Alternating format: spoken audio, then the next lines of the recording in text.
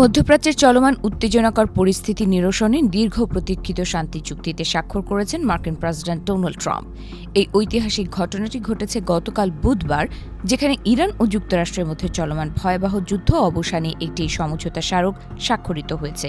ফ্রান্সের president Emmanuel ম্যাক্রোর সঙ্গে এক নৈশভোজের সময় প্রেসিডেন্ট ট্রাম্প ব্যক্তিগতভাবে এই নথিতে স্বাক্ষর করেন, যা আন্তর্জাতিক কূটনীতিতে নতুন আলোচনার জন্ম দিয়েছে।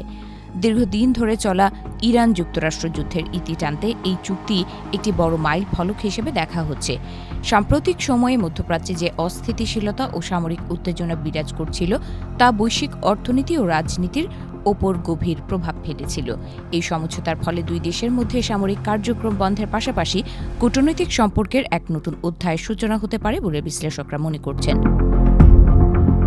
চুক্তির মূল বিষয়বস্তুর মধ্যে রয়েছে দুই দেশের মধ্যে সরাসরি সামরিক সংঘাতের অবসান এবং হরমুজ প্রণালী দিয়ে বাণিজ্যিক জাহাজ চলাচলের পথ পুনরায় উন্মুক্ত করা।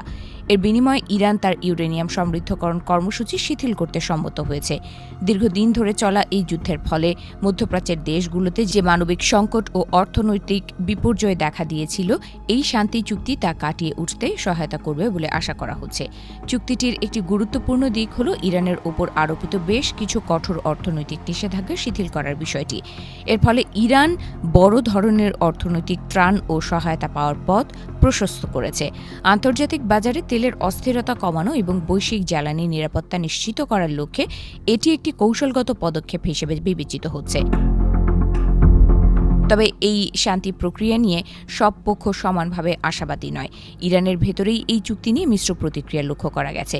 দেশটির কট্টরপন্থীদের একাংশ এটিকে যুক্তরাষ্ট্রের কাছে নথি স্বীকার হিসেবে দেখছেন। তারা মনে করেন এই সমঝোতায় ইরানের নিজস্ব সক্ষমতা ও অধিকারের অনেক জায়গায় ছাড় দেওয়া হয়েছে, যা ভবিষ্যৎ জাতীয় নিরাপত্তার জন্য উদ্বেগের কারণ হতে পারে। এদিকে যুক্তরাষ্ট্রের অভ্যন্তরীণ রাজনীতিতেও এই চুক্তিটি নানাভাবে আলোচিত হচ্ছে।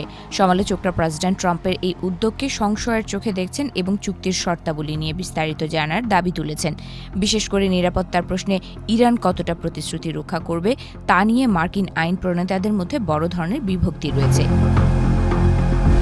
চুক্তি স্বাক্ষরের পরপরই বিশ্ববাজারে ইতিবাচক সাড়া পাওয়া গেছে।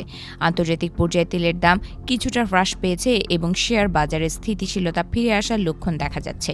দীর্ঘদিন ধরে চলা অনিশ্চয়তার মেঘ কাটিয়ে বিনিয়োগকারীরা এখন নতুন করে আশার আলো দেখছেন।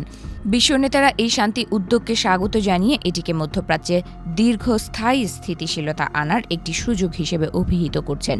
সর্বোপরি এই শান্তি চুক্তি কেবল দুই দেশের যুদ্ধের সমাপ্তি নয়, বরং এটি একটি পরিবর্তিত ভূরাজনৈতিক বাস্তবতার ইঙ্গিত বহন করছে।